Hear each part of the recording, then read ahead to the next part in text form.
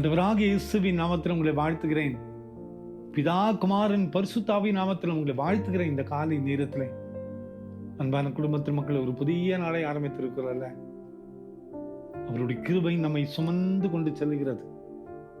அவர் கிருபை இருக்கிறனால தான் இன்னைக்கு நம்ம ஜீவனோடு இருக்கிறார். இந்த ஆண்டவர் தான் சொல்லுகிறார், எசையா 54:10, என் கிருபை உன்னை விட்டு விலகாதிருக்கும் என்று சொல்லுகிறார். My kindness shall not depart from you. என்னுடைய கிருபை உன்னை விட்டு விலகாமல் இருக்கும். இன்னைக்கு நம்ம வாழ்றது அவருடைய கிருபை, நம்ம நிற்பது அவருடைய கிருபை. காலையில எழுந்து சுய நினைவோடு எழுவதே அவருடைய கிருபை. இந்த புதிய காலை நேரத்தில் சூரியனை பார்ப்பது அவருடைய கிருபை. சுவாச காற்றை, சுத்தமான காற்றை சுவாசிப்பது அவருடைய கிருபை.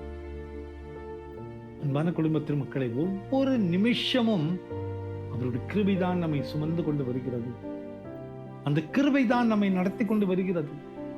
நம்ம எல்லா தகுதி வாய்ந்த மக்கள், எல்லாவற்றையும் ஆண்டு அனுபவித்து பலனுள்ள மக்கள் நம்ம அல்ல.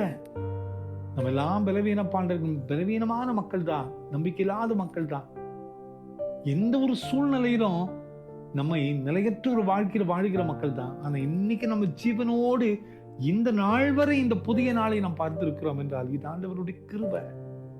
அந்த கிருபை தான் உன்னை விட்டு விலகாதிருக்கும் என்று ஆண்டவர் சொல்லுகிறார். அவர் கிருபையினாலேயே நம்ம வாழ்ந்து கொண்டு வரோம். அந்த கிருபை தான் நம்மை சுமந்து கொண்டே வருகிறது. அந்த கிருபை மட்டும் இல்லைன்னா என்னைக்கோ அழிஞ்சு போயிருப்போமே. அவருடைய கிருபை மட்டும் இல்லைன்னா என்னைக்கோ நமது வாழ்க்கையை முடித்து கொண்டிருப்போமே. அந்த ஆண்டவர் சொல்லுகிறார், என்னுடைய கிருபை இதுவரை உன்னை சுமந்தது, இனிமேலும் சுமப்பேன் என்று ஆண்டவர் சொல்லுகிறார். கவலைப்படாதிருங்கள். அவரை நம்பின பிள்ளைகளுடைய வாழ்க்கையிலே அவர் பாராட்டின கிருபை மிகப்பெரியது. அந்த கிருபை நம்ம சுமக்கும். அந்த கிருபை நம்மை பலப்படுத்தும். அந்த கிருபை நமக்கு வழிகாட்டும். அந்த கிருபை இந்த உலகத்துல நம்மையும் வாழச் செய்யும். வாழவே முடியாது என்று யோசிக்கிறோம். நான் ஆண்டவர் சொல்லுகிறார், என்னுடைய கிருபையினால உன்னை வாழச் செய்வேன், உன்னை சுமப்பேன், உன்னை நடத்துவேன், நிச்சயமாய் நடத்துவார். அந்த நம்பிக்கையோடு இந்த புதிய நாளை ஆரம்பிப்போம்.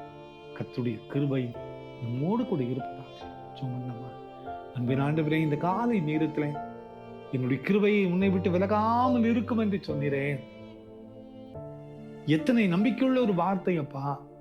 இந்த செய்தி கேட்டுக்கொண்டிருக்கிற ஒவ்வொருவருடைய வாழ்க்கையிலையும் உங்களுடைய விசேஷத்த சமாதானத்தை தான் பலப்படுத்தும். பிறந்த நாளைக்கும் திருமண நாளைக்கும் நினைவு கூறுகிற பிள்ளைகளுடைய வாழ்க்கையில உங்களுடைய கிருபைகள் மிகப்பெரியதாய் மாறட்டும். நிறைய வழிநடத்தி செல்லும் ஆசீர்வதி பொறுப்படுத்தும்.